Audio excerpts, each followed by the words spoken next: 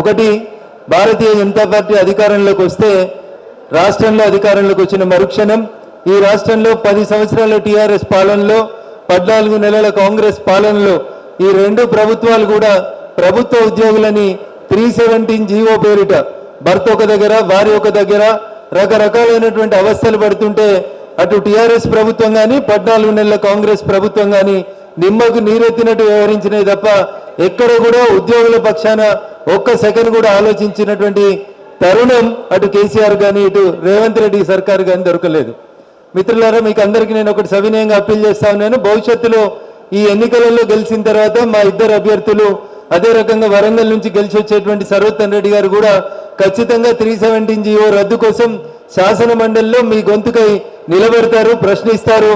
ఖచ్చితంగా 317 జీవో రద్దు అనేది కేవలం భారతీయ జనతా పార్టీ తోటి మాత్రమే సాధ్యమవుతుంది తప్ప ఫామ్ హౌస్ పాలనతోటో అన్నదమ్ముల పాలనతోటో అది సాధ్యం కాదని చెప్పి చాలా స్పష్టంగా ఒకసారి మీరు అందరు కూడా అందరికి చెప్పాల్సినటువంటి అవసరం ఉంది. ఉపాధ్యాయ మిత్రులైతే స్పౌస్ ట్రాన్స్ఫర్స్ విషయం లోపల గడప ఎమ్మెల్యే దగ్గర నుంచి మొదలుకొంటే మంత్రి దాకా ప్రతి గడప దొక్కుతూ మా భార్య ఎక్కడో నారాయణఖేడ్లో ఉంది, నేను ఎక్కడో సిద్దిపేటలో ఉన్నాను సార్, రకరకాల అవస్థలు అవుతున్నాయని సుమారు 3-4 సంవత్సరాలుగా కంటిన్యూస్గా తిరుగుతూ ఉంటే కూడా చలనం లేని ప్రభుత్వం, దున్నపోతు మీద నీళ్లు పడ్డట్టు వ్యవహరిస్తున్నటువంటి ప్రభుత్వం, అసలు ఉపాధ్యాయుల కష్టాలేందో కూడా ఆలోచించకుండా మెదులుతున్నటువంటి ప్రభుత్వం ఏదైనా ఉందంటే అది పోయిన ప్రభుత్వమైనా ప్రస్తుత ప్రభుత్వమైనా అట్లే మెదులుతా ఉంది. మాటలు కోటలు దాటుతాయి, చేతలు తంగెళ్ళు దాటాయి ఏం చెప్తారు. మమ్మల్ని అధికారంలోకి తీసుకురండి, కాంగ్రెస్ అధికారంలోకి వస్తే పెండింగ్లో ఉన్న 5 డిఏలు ఇస్తామని చెప్పిండు. 5 డిఏల సంగతి దేవుడు కానీ ఒక డిఏ అనౌన్స్ చేసిండు. అనౌన్స్ చేసిన డిఏ డబ్బులు కూడా ఇయ్యలేడు దాకా ప్రభుత్వ ఉద్యోగులకు ఇయ్యనటువంటి దుర్మార్గమైనటువంటి ప్రభుత్వం ఏంటంటే కాంగ్రెస్ పార్టీ ప్రభుత్వం. ఇంతకుముందు పేనం మీద ఉన్నామని బాధపడేటువంటి ప్రభుత్వ ఉద్యోగులు ఇలా పేనం మీదకి వెళ్ళి పొయ్యిలో పడ్డట్టు బాధపడాల్సినటువంటి దుస్థితి వచ్చింది. అందుకని మిత్రులారా, దయచేసి ఈ ఎన్నికలు భవిష్యత్తులో వచ్చేటువంటి రాష్ట్ర శాసనసభ ఎన్నికలకి ఒక మేలు మలుపుగా కనబడాలి.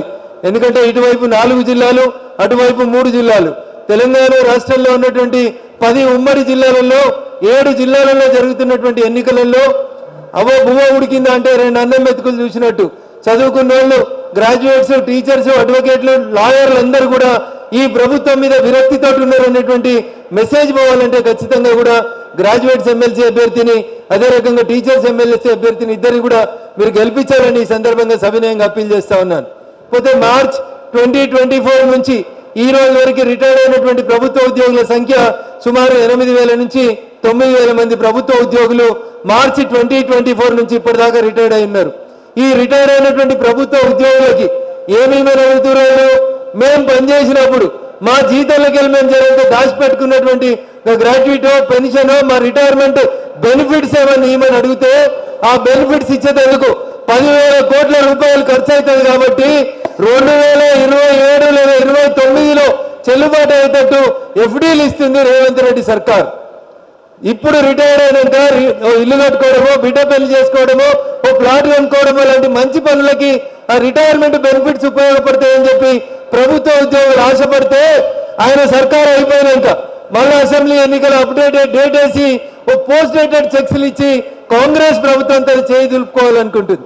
అందుకని ఈ రాష్ట్రంలో కాంగ్రెస్, టీఆర్ఎస్ ఈ రెండు కూడా నాణానికి ఒకటి బొమ్మ అయితే ఇంకొకటి బొరుసు టైపు.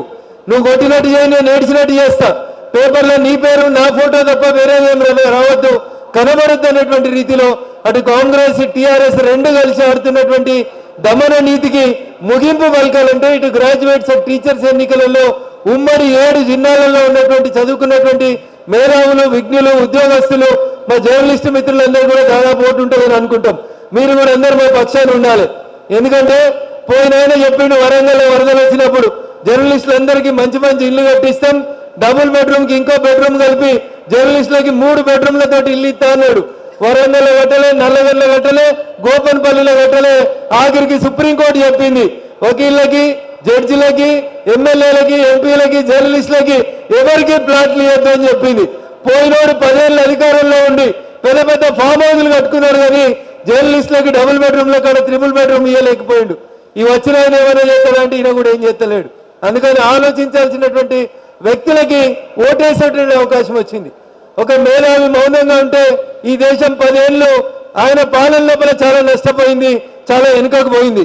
మళ్ళీ ఇప్పుడు మేధావులైనటువంటి మీరు అట్లే తప్పుడు నిర్ణయం తీసుకొని ఓట్లు తప్పుకేస్తే ఖచ్చితంగా మళ్ళీ ఈ రాష్ట్ర భవిష్యత్తుని ఇంకొక 10 సంవత్సరాలు అంధకారంలో నెట్టడానికి మీరందరూ కూడా సహాయపడ్డ వాళ్ళు అవుతారు.